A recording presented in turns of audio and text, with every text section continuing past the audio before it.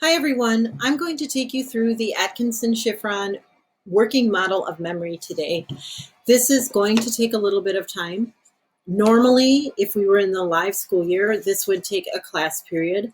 This recording, I hope, is not as long as a class period, but in order to get everything down, you may have to pause me and do a quick 15-second rewind to listen to what I just said and get things written down. So before you begin this, you should have gone onto Google Classroom, into classwork, and into Unit 7, and you should have found this diagram. So this diagram, if you have a printer, you, of course, are more than welcome to print it out. And if you don't have a printer, then what I would suggest is you copy this on a full sheet of notebook paper, because see, this is a full sheet of paper, and leave some room for the notes and fill in as we go along.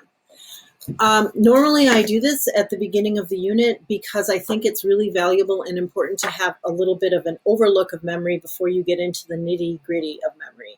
So the reason for this assignment being now over the weekend is to give you that overview before we start doing things with memory and before you start reading from Module 31. So what we're looking at here is essentially the 3 stages of memory and all of the parts that go along with that. So we're actually just starting right out here with the stimuli. So right now you're sitting in a room and you're watching a computer and you're seeing me talking to you, and that's what you should be 100% focused on. But you've probably got other things that are perhaps going through your mind, and you certainly have a lot of stimuli coming at you right now.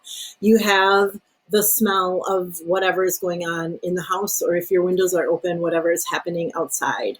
You are sitting on something, so you can feel your butt on the chair. I mean, there are thousands of things coming at you, but you're only able to really and truly focus on a few. So we're going to start at the top of the working model of memory. And what we see up here, this top all the way across is going to be how much, and then this bottom area is going to be how long. Okay, so we're starting up here with how much. In terms of the stimuli that are coming at you, you really only have room in your focus for about 6 things. So 6 stimuli. That's all you've got room for right now. What is happening with that 6 stimuli, whatever they are coming into the first stage of memory, which is sensory memory. They're coming in and they are hitting your sensory memory. So those are things that you can smell, that you can see, that you can hear. Think of what you think you have 5 senses. You actually have more, but think of your 5 senses, and about 6 things are able to permeate and get into your brain. If I confront you with something new, for example, when I gave you the idea of you're sitting on something and you can feel your butt against the chair, you probably hadn't been thinking about that at all until I said those words. When I said, feel your butt on the chair, something else that you had been thinking about or that had been coming through your senses had to drop off, because you just can't do all of it at one time. It would not be possible. So this sensory memory is really just the residue of what is happening, because again, there's quite a bit going on and you're just simply not able to pay attention to all of it. So I said on the top, we're going to talk about how much, and down here on the bottom, we are going to talk about how long. So in terms of your visual sensory memory, that is very, very brief. That only lasts about 1/4 to 1 second. If you ever have held onto a sparkler and then done figure 8s with the sparkler, or for that matter, when you look at a ceiling fan, what you're really seeing is that sensory memory holding on a little bit longer, that up to that 1 second. And that's what leaves you with kind of that after image. That's your sensory memory. When you look at the ceiling fan is moving. And so, but when I look at it, and look, there's a ceiling fan. When you look at it, what you see is kind of a blur, and that blur is reflective of your sensory memory. The auditory, that's what you can hear, or the echoic, is going to last a little bit longer. Depending on who you are, that is going to last 1 to 4 seconds. Okay, so if you're listening to someone and they suddenly stop and say, "You're not listening to me at all," and you say, "Well, yeah, you just told me blah, blah, blah, blah." The reason you can do that, even though you weren't listening to them, is because of that echoic memory. It stays around for that possibly up to 4 seconds. Of course, some people can hold on to it a little longer, and some people can't do the whole 4 seconds. It really depends on your brain, really, but that's that auditory or echoic memory. So you are getting a lot of sensations coming at you, and out of all of these sensations, you are going to decide what is worth your time and attention. So that is this arrow here. So what have you decided to pay attention to? That's here. The things that you are going to pay attention to are going to now go into either your short-term or working memory. I prefer the term working memory over the term short-term, because your working memory is actually doing a whole lot more than just remembering the last 4 digits of a phone number or something like that. So either term is perfectly acceptable. Myers is going to use both. I think he's going to kind of settle on working memory. I try to settle on working memory, but I think short-term memory is the term that many of you are probably a bit more familiar with. I want to just mention, in terms of attention, that sometimes the things that you pay attention to are effortless. It takes nothing for that to come into your working memory and then eventually get processed over to your that's where we're going, long-term memory. But sometimes it does take a significant amount of effort. And we will definitely be talking about that in class. So let's look at how many things can fit into your working or short-term memory, and then we will talk about how long that can last. You probably already know it doesn't last very long. Up here on this line, we are going to put the numbers 7 plus or minus 2. And I'm going with that number because in watching a couple of psychology lectures this summer for fun, doesn't that sound like fun? That's the number that the professor from Yale used, even though some more recent research has talked about 4 plus or minus 2. I'm going to stick with the 7 plus or minus 2 and just mention that 4 plus or minus 2 because I suspect that AP would be stuck with 7 plus or minus 2 as well. So 7 plus or minus 2 things can go into your brain and stay in your brain at that given time. Maybe you're chunking them. We'll be talking about chunking during class, and you'll be reading about chunking in Module 31, and then again, I think in Module 33. And so that might contribute to the discrepancy between 7 plus or minus 2 and 4 plus or minus 2. So what that really means, everyone, you can do the math, but what that really means is that the average person can hold between 5 and 9 things in their brain at a given time. So how do you hold these things in your brain? Well, most of the time, you're going to do what is called a rehearsal loop. The trick to keeping things in that short-term memory, especially if you need to hold on to them for a significant amount of time, or if there are more than what you normally could hold in there, would be using your rehearsal loop. So the rehearsal loop is just saying something over and over and over again. I know this is probably not something that you need to relate to anymore because of the advent of cell phones, but when I was a kid and there were no cell phones and Pluto was a planet, we would dial a number, or maybe if you were lucky and you had a push button phone, you could push in a number, but you were looking at the phone book and you were actually entering that number by doing a rehearsal loop. So 748-4480, okay, 748-4480, 4480, 4480. Dialing took a significant amount of time. I don't know if you've seen a rotary dial phone, but it actually takes time. That rehearsal loop is what holds something into your head. Just because you have a cell phone doesn't mean that you don't need to do this. If you go to the grocery store and you have to pick up 3 or 4 things, you might have the list on your phone, but it gets a little tiresome after a while to keep looking at the phone. What is the list? And so you rehearse that in your head as you walk through The grocery store, milk, butter, eggs, milk, butter, eggs, milk, butter, eggs, until you get the things that you need. So that is your rehearsal loop, and that is working to keep things in short-term memory. If it were not for the rehearsal loop, things would float out of your short-term or working memory in only 20 to 30 seconds. It does not last long. Okay, so 20 to 30 seconds is about how long you can keep things in short-term memory. You'll notice that I drew the short-term memory and I wrote the words leaky bucket next to it. Your working memory is a lot like a leaky bucket. Okay, after we have dealt with the idea of short-term memory, we're now going to talk about how things go into long-term memory. We're talking a little bit about it, not a whole lot today, but the process of moving something from short-term memory into long-term memory, that process is called encoding. So if you have copied this, and make sure that you have your arrows going in the correct direction.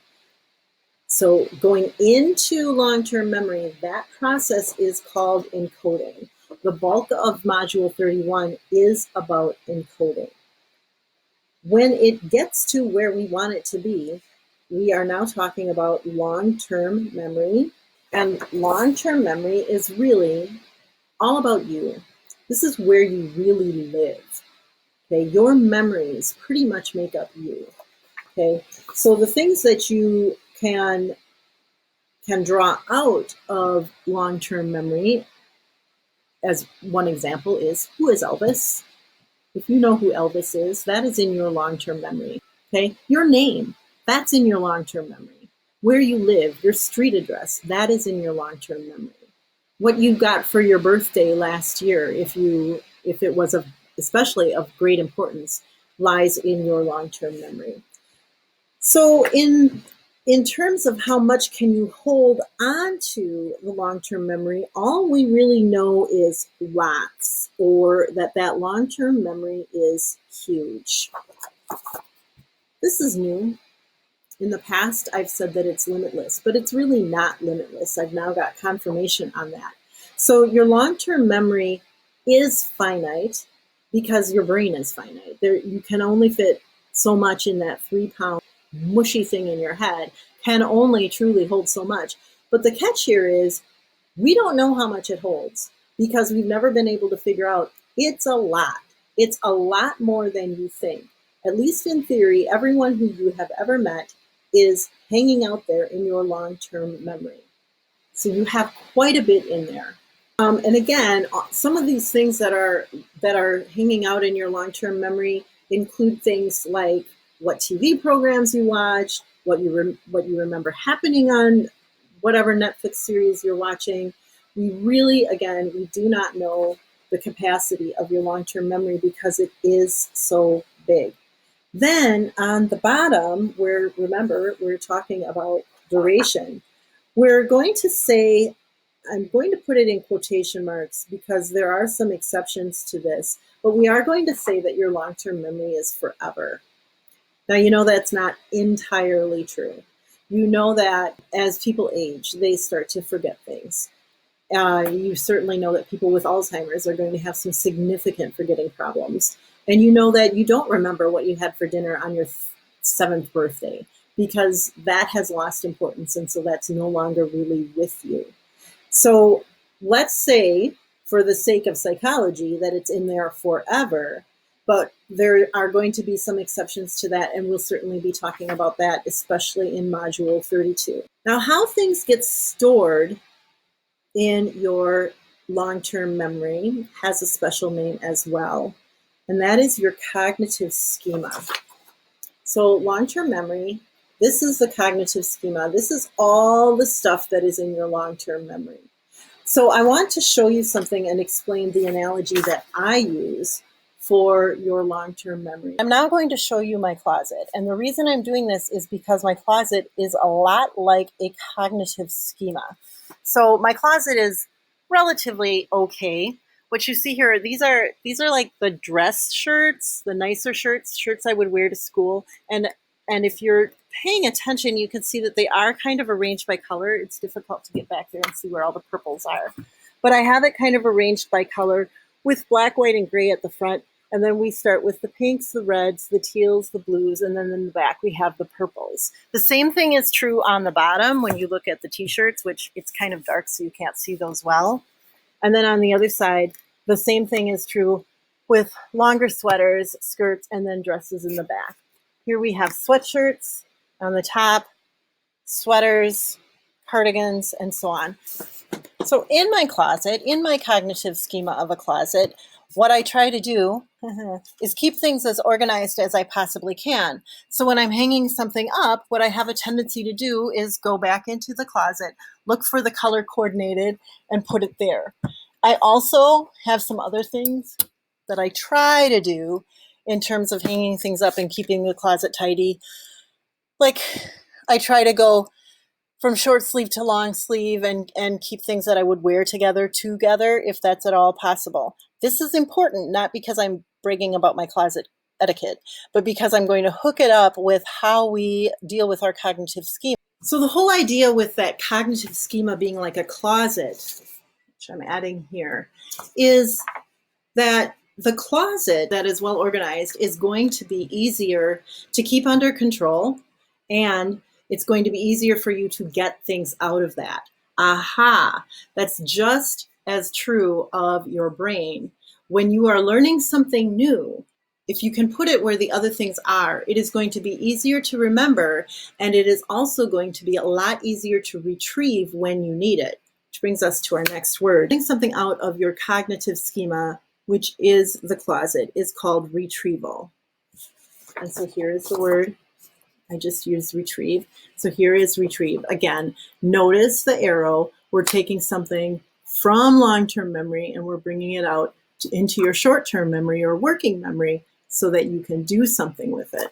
Okay, I'm going to further subdivide types of memories for you right now, even though I don't think you get to that until module 32, but this is still good to have some background information. So your actual memory, we're going to subdivide into two, and then we're going to subdivide even further. So one of your two is explicit memory, and then the other one is implicit memory. Explicit memory is memory that you are absolutely aware of. So explicit memory would include things like knowing that Milwaukee School of Languages is on Burleigh Street in Milwaukee. The implicit memory is a little bit less in your real consciousness. That implicit memory, which is also called non-declarative, is things that you would have really a difficult time knowing how or why you know it, and certainly a difficult time trying to teach it to someone else. So an example of implicit memory would be trying to define the word have or is. You know what those two words mean. You implicitly know. You don't think about those. But learning a new vocabulary word, that's explicit memory. That's something that you work on in order to get into your memory. Eventually, explicit things can become implicit things. That's the beauty of how your memory works. So procedural memory, those are skills. Those are things that you know how to do. And what you're going to find when you stop and think about this is those of you who have a really strong skill. You're an amazing soccer player. You're really good at basketball. You are quite the bike rider. You know how to drive stick shift. Those things that are in your procedural memory actually are very difficult to teach to others because you have a hard time stopping and breaking it down. Last year, a student said, analysis leads to paralysis. You know who you are. And that is exactly right. Finally, we're on the other side again. We're going back to explicit memory. So those explicit memories include the AKA for that. The other word for that is declarative. So those explicit memories include experiences that happen to you, and it also includes facts and concepts. So I'm going to give you the last two vocabulary words for this worksheet. So the experiences are called episodic memories, or episodic memory, if you want to be singular about it. So your episodic memory, everyone, I always say, it's just like an episode in your life. It's something that you've gone through, something that you've lived through. And if you think about it like watching a series on Netflix in which, season 1, episode 2, when did this happen to you? And season 2, episode 4, this happened to you. That's pretty much what your episodic memory is. It's the stuff that happens to you, and that remains in your brain. Finally, the last piece of vocabulary that we have here is your semantic memory. Semantic memory are facts and concepts. Okay, so semantic memory, again, when I said explicit memory and I talked about the location of Milwaukee School of Languages, that also falls under semantic memory. Burleigh Street, 8400 Burleigh Street. That's semantic. Knowing that you went to MSL and last year you went to homecoming, that is episodic memory. That memory of homecoming is episodic. What I would normally do with this is I would have what is called a deja vu quiz, meaning you can have that quiz again and again and again. And the reason that I would normally do that is because this is really, really important. This is Unit 7. We're doing Unit 7 at the beginning of the year. This is something that you really need to hold on to for the end of the year. All of the things that we're going over right now, you need to hold on to for the end of the year. But this is the first thing that we don't specifically really revisit until and unless we do a review.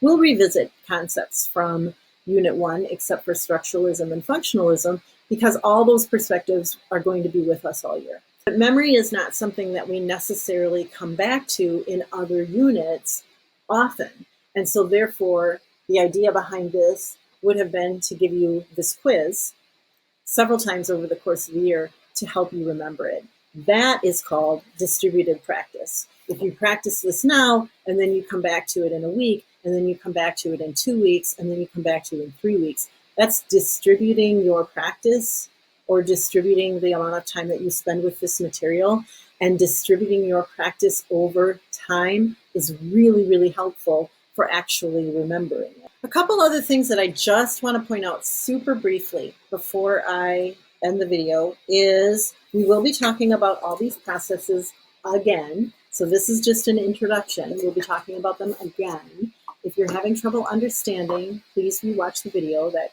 hopefully would only help you. Good luck with that. Copy it a couple of times, maybe listen to me talk about it a couple of times, and it should help you with the catching on. Have a great weekend. The weather's supposed to be really nice, so make sure that you get outside and enjoy that. Happy psychology!